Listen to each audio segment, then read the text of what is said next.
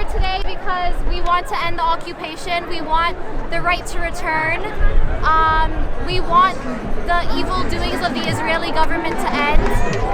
We're tired. We are fearful for our families back home, especially those in Gaza who cannot escape Gaza. They are not allowed to leave, and no one is allowed to enter Gaza. So we're here in honor of those who have died. Over 100 have died in the last 2 days alone in Gaza.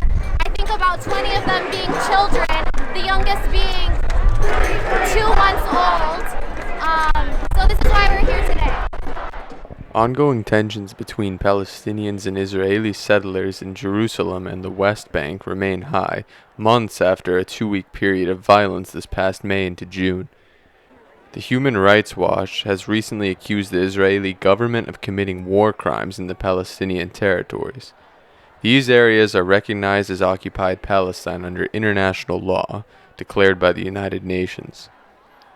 The violence began on May 6th when Israeli Supreme Court ruled to evict 6 Palestinian families from the city's Sheikh Jarrah neighborhood, which is recognized by international law as Palestinian territory under Israeli occupation.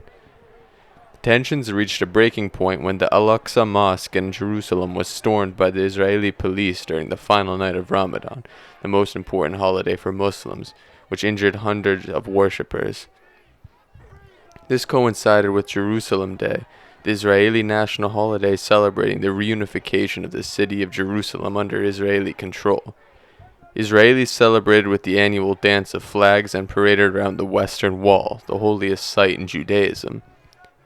The Western Wall is located directly adjacent to the Al-Aqsa Mosque, as they both lie on the Temple Mount, considered one of the holiest sites in Judaism, Islam, and Christianity alike. Immediately after the celebrations ended, violence broke out between the two groups as Israeli nationalists began to taunt Palestinians outside of the Al-Aqsa Mosque. Palestinians responded, and the clashes intensified until they were broken up by police, who fired tear gas and rubber bullets into the crowd. These actions angered not only Palestinians in the West Bank and Gaza Strip, but Arabs, both Muslim and Christian, all over the world. The result was a 12-day-long conflict between the Israeli government and Hamas, which resulted in casualties on both sides. In the end, Israel suffered 15 casualties, while the Palestinians suffered 256.